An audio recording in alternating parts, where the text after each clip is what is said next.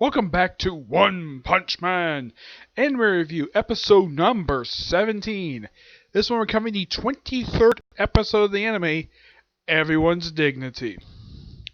This episode is a bit, it's a bit odd of what they adapt for this episode. Okay, so they adapted.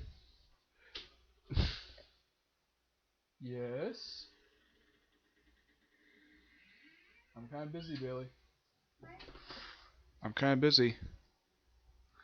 They adapted pages 42 to 48 of 81, the entirety of 82, 83, the first 57 pages, and a special chapter, New Wind Blows, pages 2, 3, 9, 10, and 25. Really, Bailey? Anyways.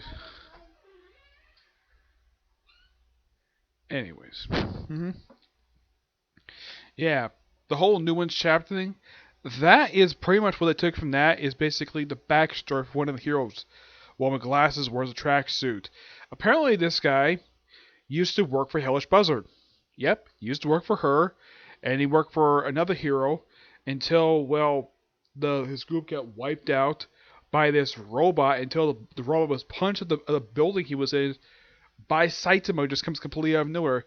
One of two times Saitama appears in the episode. The other is basically him playing video games with King. And that's it. The episode picks up right where last week's episode left off, with Genru, the hero hunter, fighting a bunch of A-class heroes. Well, one of them is a B-class hero, one with glasses.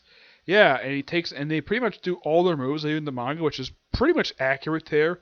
Yeah, this one doesn't have any cuts, surprisingly. They do stop at the end of one chapter.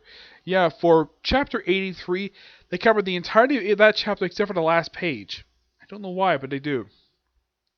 So after battling through all these heroes, including Death Gatling, who uses a Death Storm move, which apparently turns his face to a skull for some reason, and destroys a shack that was standing behind him, though he does protect a little boy from being massacred by, this guy.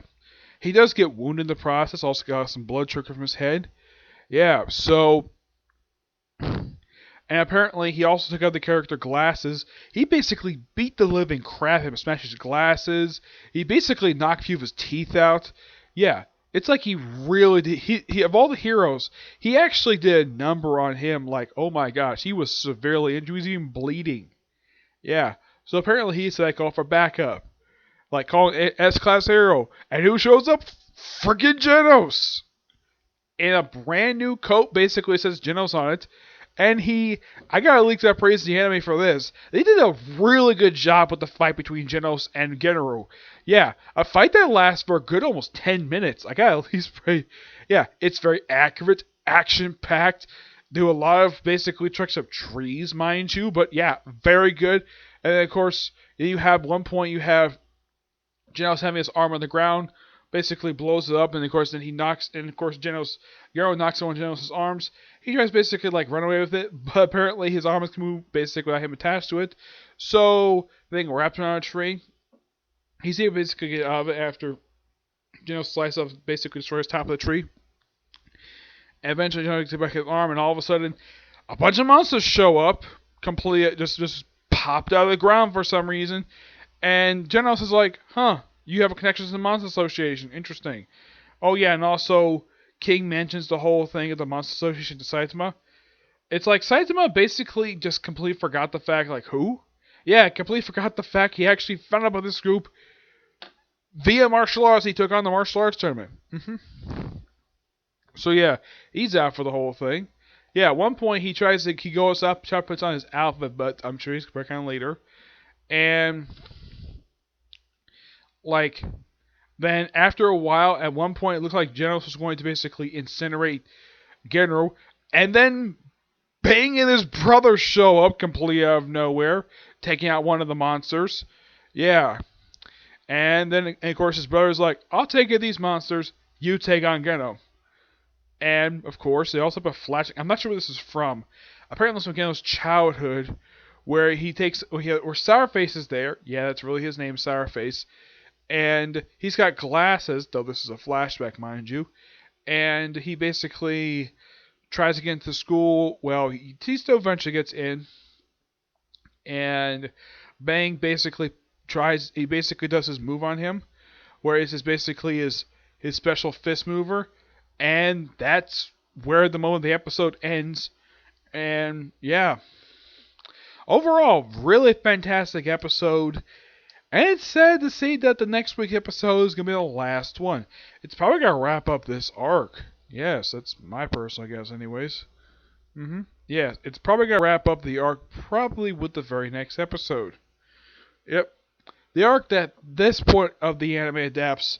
I mean, this particular season has covered a lot of the manga in just a course of 11 episodes. Like, it is something of the fact that this anime has covered so much, just a very short period of time. Yep. Yeah, the arc there right now is the Monster Association arc.